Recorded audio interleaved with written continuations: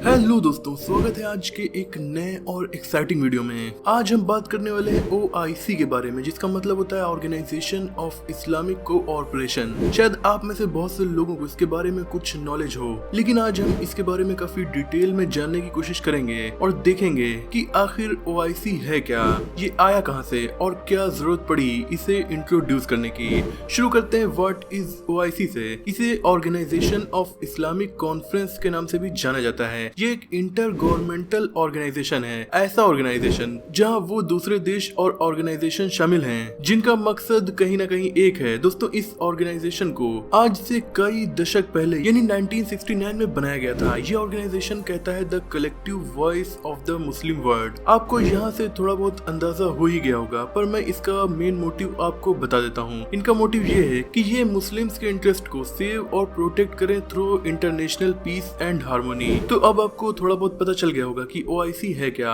OIC की permanent responsibility United nation और European union लेता है। OIC के 3 ऑफिशियल लैंग्वेज हैं, अरेबिक, इंग्लिश एंड फ्रेंच, जिसमें से मुझे इंग्लिश भी उतने अच्छे से नहीं आती है। खैर, मेंबर स्टेट्स के सारे लोगों को मिला के OIC की कंट्रीज का पॉपुलेशन 1.8 बिलियन से भी ज्यादा है, जिसमें से 49 तो सिर्फ मुस्लिम मेजोरिटी कंट्रीज हैं। अब यहाँ पर सवाल ये उठता है कि क्या OIC में केवल मुस्लिम मेजोरिटी कंट्रीज ही शामिल हैं? तो इसका जवाब है नहीं, क्योंकि मैंने आपको भी बताया था कि OIC में ऐसे देशों को शामिल किया गया है जो एक जैसे इंटरेस्ट को सर्व करते हैं, यानी इसमें वो देश भी शामिल किए जाते हैं जिनका मकसद कहीं ना कहीं मुस्लिम मेजोरिटी कंट्रीज से मिलता जुलता हो। इसीलिए तो इसमें Christian majority south American countries Guyana और सूरिनाम भी शामिल हैं। इसके अलावा ऑब्जर्वर स्टेट के तौर पर रशिया और थाईलैंड जैसे देश भी शामिल हैं। OIC की कलेक्टिव पॉपुलेशन दुनिया की 1/4 आबादी है, और शायद आपको ये ना पता हो, पर यूनाइटेड नेशन के बाद दुनिया का सबसे बड़ा ऑर्गेनाइजेशन OIC ही है। इसका हेडक्वार्टर सऊदी अरेबिया के जिद्दा शहर में मौजूद है। इसके सेक्रेटरी जनरल इस वक्त हिसैन ब्राहिम ताहा हैं। अब आइए जानते हैं OIC की हिस्ट्री के बारे में। ये बात है 21 अगस्त 1969 की, जब अल अक्सा मस्जिद यरूशलेम में आग लग गई थी और थोड़े से पोर्शन में नुकसान हुआ था। वहाँ पर लकड़ी से बनी छत का थोड़ा सा पार्ट जल चुका था और 800 साल पुराने एक मंच को भी जला दिया गया था। मुस्लिम्स के लिए यरूशलेम में मौजूद अल अक्सा मस्जिद बहुत ज्यादा इम्पोर्टेंट है, क्योंकि अल अक्सा का जिक्र कुरान में कई बार आया है और बहुत से प्रॉफिट्स भी यहाँ दफन हैं। तो ये बात साफ है कि जब भी उस पर किसी भी तरह का अटैक होता है तो दुनिया भर के मुस्लिम्स उसे काफी ज्यादा सीरियस लेते हैं। 1969 के इस अटैक के बाद आमीन अल हुसैनी, जो कि एक फॉर्मर मुफ्ती थे, उन्होंने इसे जेविश क्राइम का नाम दिया और मुस्लिम कंट्रीज के हेड्स को इकट्ठा किया इस पर डिस्कशन करने के लिए। इस आग लगाने वाले काम को किया था माइकल लोहन ने, जो कि इजराइल का एक क्रिश्चियन फंडामेंटलिस्ट था। 25 सितंबर 1969 को एक इस्लामिक कॉन्फ्रेंस बुलाई गई,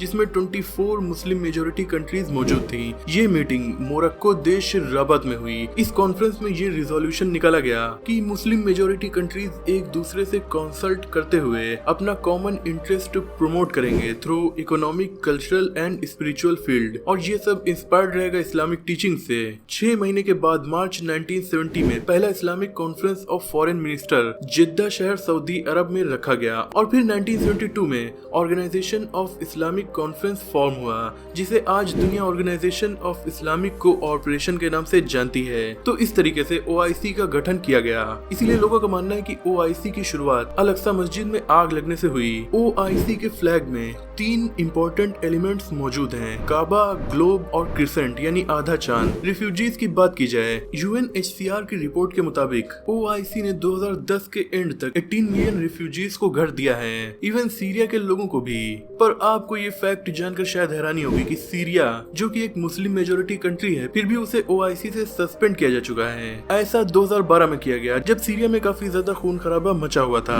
और इसका बहुत ज्यादा इल्जाम वहाँ की करंट गवर्नमेंट पर था। इसी वजह से सीरिया को OIC से सस्पेंड कर दिया गया।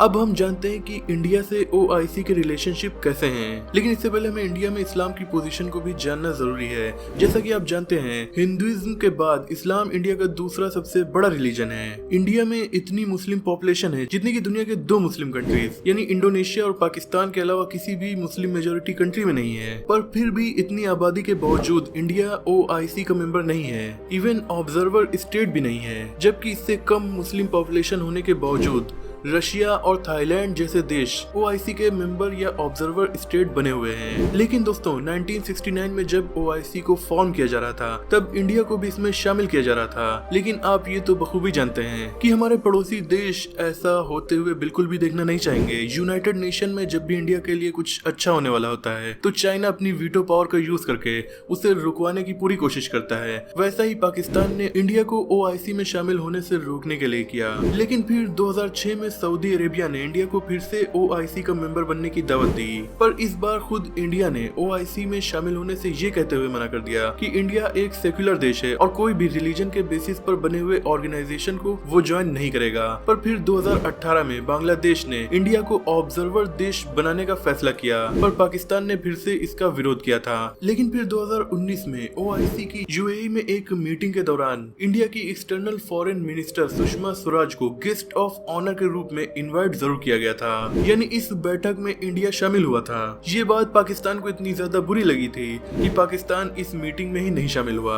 दोस्तों देखा जाए तो OIC के सबसे बड़े कंट्री सऊदी अरेबिया और UAE ने अपनी पूरी कोशिश की कि इंडिया को मेंबर बनाया जाए, लेकिन हर बार यही दिखता है कि न ही इंडिया इसमें शामिल होना चाहता है और न ही पाकिस्तान शामिल होने देना चाहता है। वैसे देखा जाए तो OIC के सभी कंट्रीज से इंडिया के रिलेशन काफी ज्यादा अच्छे हैं एक्सेप्ट टू पाकिस्तान। दोस्तों पिछले 50 सालों के इतिहास को देखा जाए तो OIC हमेशा से इंडिया और पाकिस्तान के बीच रिलेशन को ठीक करना चाहता है, पर फिलहाल तो ये पॉसिबल नहीं हो पाया है। इसके पीछे की सबसे बड़ी वजह कश्मीर है। ये लड़ाई इंडिया पाकिस्तान के डिवाइड होने के बाद से ही चल रही है और आज तक इसका हल नहीं निकल पाया है। इसी वजह से OIC भी यहाँ पर पीछे हट जाती है। चार्टर के मुताबिक OIC इस्लामिक वैल्यूज को प्रिजर्व करता है और उस पर होने वाले किसी भी तरह के नुकसान को होने से रोकता है। वैसे देखा जाए तो इस ऑर्गेनाइजेशन के कई सारे रोल्स हैं, पर दो बहुत इंपॉर्टेंट माने जाते हैं, cultural and social projects. Past में OIC ज्यादातर कल्चर एंड एजुकेशन पर फोकस्ड था, स्पेशली मिडिल ईस्ट और अफ्रीका जैसे कंट्रीज में। धीरे धीरे अब ये पॉलिटिकल इश्यूज पर भी आ गया है और आज की डेट में ये बहुत सारी पॉलिटिकल प्रॉब्लम्स को सॉल्व करने की कोशिश कर रहा है। OIC के 57 मेंबर स्टेट्स हैं, तो ये बात वाज़ेह है कि पॉलिटिकल वेट कितना ज्यादा होगा इस पर। सबसे ज्यादा इम्पोर्टेंट ये है कि OIC के पास यूनिफाइड वॉइस नहीं है और इसकी सबसे बड़ी वजह यह है कि OIC में मौजूद बहुत सारी कंट्रीज डेमोक्रेटिक नहीं है।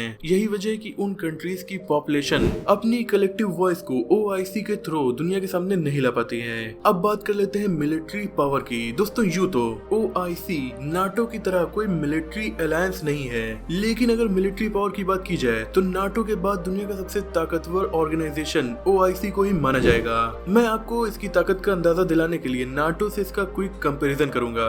नॉर्थ अटलांटिक ट्रीटी ऑर्गेनाइजेशन यानी नाटो में 30 मेंबर स्टेट्स हैं, जिनमें से 27 यूरोपियन कंट्रीज हैं, एक दो महाद्वीपों पर पड़ने वाला देश यानी तुर्की और 2 नॉर्थ अमेरिकी देश हैं। नाटो के लगभग सभी मेंबर्स बहुत ज्यादा विकसित देश हैं। फाइटर जेट्स की बात की जाए तो नाटो के पास करीब 3500 फाइटर जेट्स हैं, वहीं OIC के पास 3200 के करीब फाइटर जेट्स हैं। कॉम्बैट हेलीकॉप्टर्स नाटो के पास 1360 से भी ज्यादा हैं और OIC के पास 850 हैं। लेकिन ग्राउंड फोर्सेस की अगर बात की जाए तो नाटो के पास लगभग 15,000 बैटल टैंक्स मौजूद हैं, वहीं OIC के पास इससे डबल यानी 30,000 से ज्यादा बैटल टैंक्स मौजूद हैं। यानी लैंड पावर में OIC नाटो से कुछ हद तक बेहतर है, लेकिन एयर फोर्स में नाटो OIC से ज्यादा ताकतवर है। दोस्तों आज की वीडियो में इतना ही। OIC को लेकर आपकी क्या राय है कमेंट सेक्शन में जरूर बताइएगा। मुझे उम्मीद है कि इस वीडियो से आपकी नॉलेज थोड़ा इंक्रीज हुई होगी। अगर आपको ये वीडियो पसंद आई हो तो इसे लाइक करके अपने दोस्तों में शेयर कीजिए। ऐसे इंटरेस्टिंग टॉपिक्स पर नॉलेजफुल वीडियोस देखने के लिए हमारे चैनल को सब्सक्राइब करके बेल आइकन को प्रेस कर दीजिए। मिलते हैं अगली वीडियो में, तब तक के लिए अपना और अपनों का ख्याल रखिए।